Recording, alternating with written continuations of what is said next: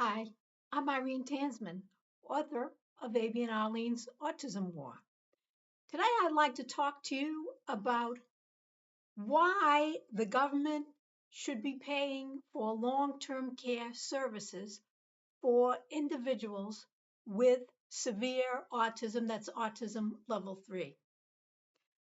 Um, I have seen on the internet a lot of people believe that um, if you had a child with severe autism, the parents should be paying whatever they need until until the you know the until that person dies. And so, in other words, you should be paying for everything that child needs um, uh, for your entire life, and then you have to make arrangements for after they die. Now, the first thing I want to say is the government actually does not pay for everything, and these having a child with a severe autism, that kind of severe autism, is financially devastating. And in order to pay for all of the care that that person needs, the person would have it. This is a catastrophic condition. The person would have to be very, very wealthy. You would have to be in the top, I don't know, the top 2% or something like that in order to afford to take care of this on your own. Um, as I said, it's a catastrophic condition. So obviously, if the parents are not paying for this, and a lot of parents can't even come close to paying for long-term care services for their loved ones um, with severe autism. Um, if they're not paying, who is paying? Well, the taxpayers are paying for that. So why are is this population why should this population be entitled to long-term care services? Now, I want to be very clear here that a lot of people who are in this category are not receiving long-term care services at all, and some are not receiving long-term care services that they actually need. Um, Actually, it's very rare to be getting what they actually need. Um, But I believe that the government should be paying for people who have severe disabilities to have long-term care services. Okay, so why do I think that? Why do I think that? Because somebody is paying. Why should other people pay for your offspring? Why should they be paying for that?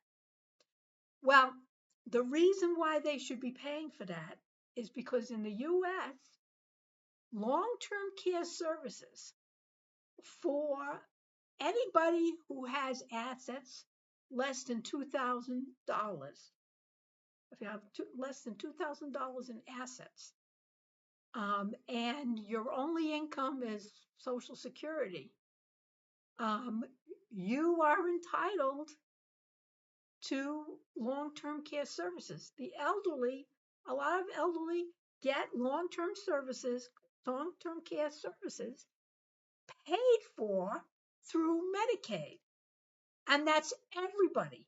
Anybody who has assets below $2,000 and they need long term care services, they qualify to receive those services. So, why should it be different for somebody who has severe autism? It should be the same for everybody. But what we have now, we have kind of a system where yes, the elderly are entitled, but maybe not so much for the people who have disabilities, because a lot of them are being turned away and saying, well, the situation is too dire and too severe, and well, no provider wants to serve them, so sucks to be you.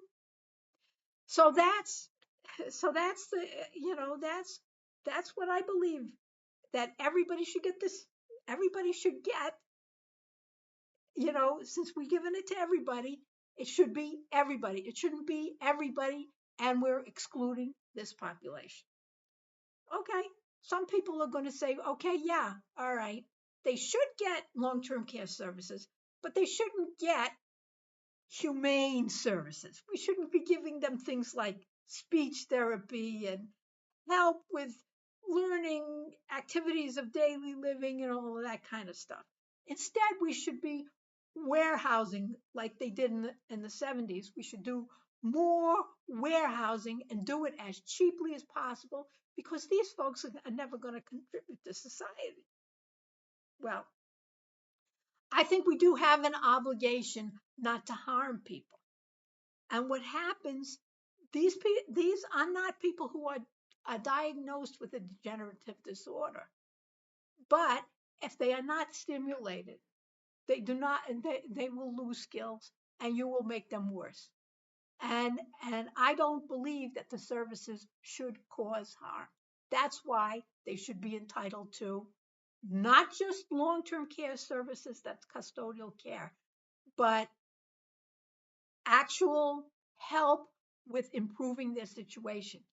And hopefully uh, that that the intervention will help because people can learn out throughout their lifetime.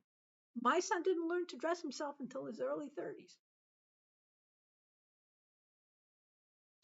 Um, well, he didn't dress himself independently. I had to um, give him the parts and stuff like that.